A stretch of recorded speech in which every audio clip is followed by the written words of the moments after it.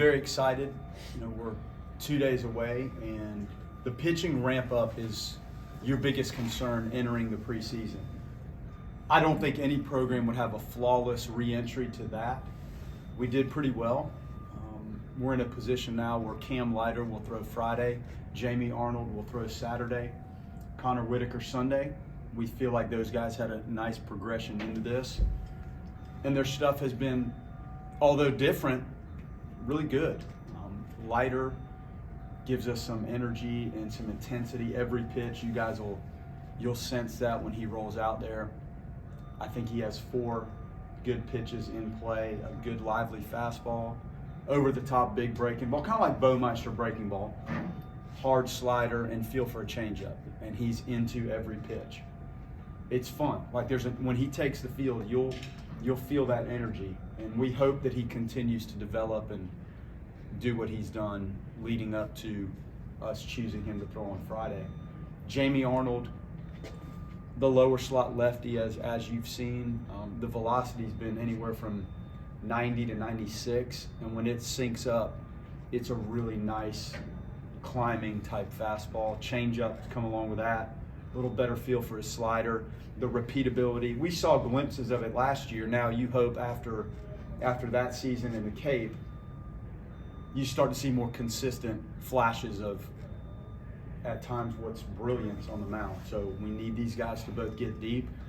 Whitaker is just a tough right-hander with 3 pitches in play, command of the running game, engaged with every part of what you have to do as a pitcher. And he's just gotten better. The sense of himself and knowing what to do and getting that ball in on the lefties a little bit and clearly running it in on the righties. And I think Mike has done a nice job with his slider, a little more consistent firmness to the slider, good changeup. So we're in good shape there. And then you look at Carson Dorsey, the lefty, over the top, climbing fastball, breaking ball, slider, changeup, pretty good feel for all of it. Junior college lefty is going to help us a lot out of the pen, bounces back well, dynamic, different look. Ben Barrett, saw a lot of him last year. Again, just a little bit more seasoned, improved, better sense of self, a little more grasp of what he's trying to do out there. And he's physical. Like we need a lot out of Ben. Like he's 6'5", big, athletic guy. So we hope that just keeps coming along. Noah Short, side armor, from transfer from West Virginia. And then Gavin Adams, who you guys, as you know, 98 to 101. I think you're going to probably see more than that. Harnessing the command of the fastball is the key. Power changeup, good hard gyro type slider.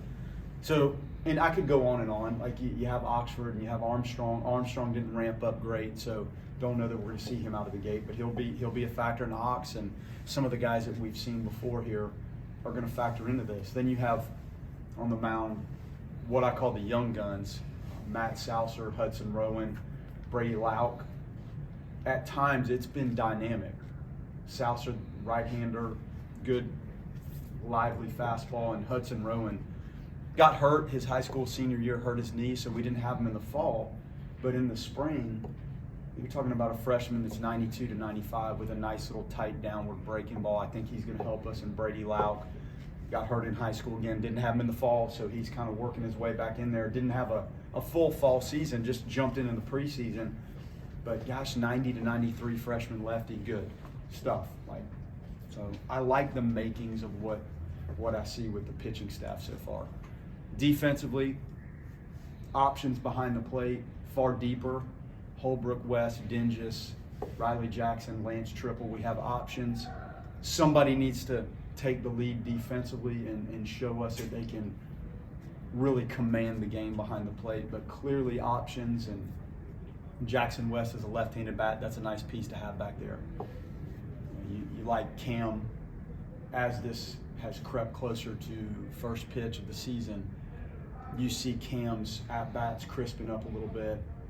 The guy played every pitch all his freshman year. He went to the Cape. He played every game in the Cape Cod League. He comes back, jumps right back into fall practice, into the preseason. That's a lot. That's a lot of baseball.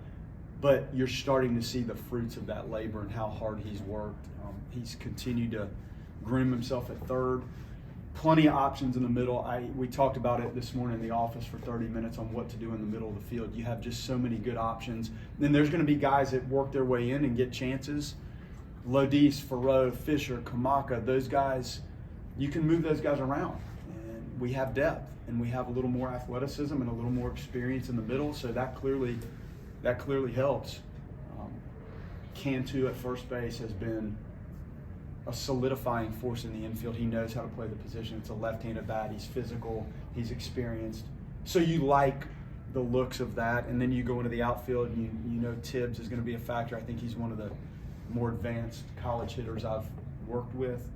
Diamez, when he's on his game, he's been on it the last couple of weeks. You started to feel the quality of the at-bat get better, and there's some strength in there now. And the bunting game, Jordan Williams, Andrew Duncan, those guys will factor in, both center field type athletes. And then Ferrer and Max Williams are probably the other two leading outfield candidates. Ferrer, more physical this year. I think the approach coming off of a whole summer of swinging the wood bat in the Cape, the approach of the pitch selection a little bit better. Max Williams, thunderous left-handed bat, transfer, how he factors in, we're going to see. But it's a very smooth, quality outfield athlete. Marco Dinges, for those of you that have watched, it is lightning bat speed. There's strength there. There's damage intent when he's at the plate. So it's fun. It's a fun at bat to watch, right-handed hitter. So again, the summary of that is I like the balance and the physicality of the lineup. You have the left-handed look. You have the right-handed look. You've got some switch hit options in there. So I like what I see. Concerns, some of the younger arms, how well they acclimate to what this is going to feel like Friday at Dick Howser Stadium. It's different than the scrimmages. When you go on the road, them learning what this feels like and how to handle the ups and downs of outings. We're going to have to get those young arms into this thing quickly, because I think they're advanced, good, dynamic arms, and we need them. But it's still new. So with the guys that are starting, you turn it over to maybe some younger guys at times out of the bullpen. There's some age in there too, but I do like the younger guys, how quickly they can hold serve on repeating the quality of the outing. That's what we need to see, and I hope that happens right out of the gate. Defensive cleanliness and instincts, I've talked about it before with you guys. I still feel at times that's something we need to ratchet up a little bit. Some of the off script, the plays are not scripted. There's things that happen that are quirky, that are off script, that you have to be able to adapt and handle, and at times I have concerns about our ability to manage those things and adapt as awkward moments happen in these games, which clearly they do, every game. So those would be the things that I have the most concerns with. But going into this, I feel very good about where we are, personnel-wise. Knock on wood, fairly healthy, and I think we're in a good spot. We talk about the worries of defensive cleanliness. Is that just them not working together all that often? Is it the inexperience overall, or just something that can develop over the course of the season? I think some of it is togetherness. I think I can go around and check some boxes that I wish we had cleaned up, behind the plate. Just some of the stuff we're running up there's tough to catch, but you have to range and block it. Some of the things that happen at third base, specific plays for Cam that we keep working on that are not necessarily as routine, but maybe pushing the above average play. So it's kind of a combination of maybe some team stuff with trying to just move them along individually at their position to some of the things that I see day in and day out. When you take 50, 60, 80 ground balls a day, there's probably things that I leave upset about that I'm probably being hard on them. But I do see it, and those things do show up. So it's the individualized details at the position, combined with when you onboard 26 new players. There were times playing here, I don't know that we had 26 guys on the postseason team or on the roster. So that's a lot of newness. So there are things that come up with the communication and the sense of how other people handle situational baseball that is part of the acclimation too. So it's a little bit of both. Is Gavin, who you originally look at out of the gate, as your closer possibility? When we talk about it, we don't feel that holding somebody necessarily to close out of the gate is the right way to go. We know that there may be leverage moments when your starters have exhausted their pitch count a little bit, and you might be in a jam in the 6th or 7th inning that you may feel there's a matchup, whether that was somebody you intended to finish the game or not. I think we have good options, so we haven't really designed it to necessarily hold somebody for the 9th inning or the 8th and 9th inning. I just think we have to get into this and give the guys that have shown us the best performances fall and preseason the crack at it, and then just try to gather those outs at the end of the game. You mentioned Leiter's intensity. Just how big was that for him being the Friday guy, just being the tone setter to begin the weekends? I think he's felt this since he told me he wanted to come be a Seminole. I think this is something that was on his mind. He talks about winning all the time. Like I want to win, coach. I want to win. I want to win. Like from day one. And for him to run out there and kind of provide that, let's get into these fights. These are weekend wars that we're going to jump into here. And having somebody with that kind of energy and stuff to go out there and get you into that and match some of the other arms that we're going to see throughout the course of this season, it's really important. You'll see it. Like there's an energy level and a focus on every pitch. And it's been fun to watch. Now, we haven't done it with another team in this dugout. Like it's been, for the most part, us, the two fall games that we played. Different than what we're going to feel Friday, but the exuberance and the sense of passion you feel when he's on the mound is pretty good. I think Cam dropped his K rate from the regular season from about 20% into Cape. Just what adjustments did you see him make up there, and how have you seen him kind of bring it back here? I think he's simplified his swing a little bit. When he got here, there was a lot of movement, and when young guys come into this arena and are thrust into what they dealt with last year with the schedule, it's tricky, and there were a lot of young guys that had to go through it.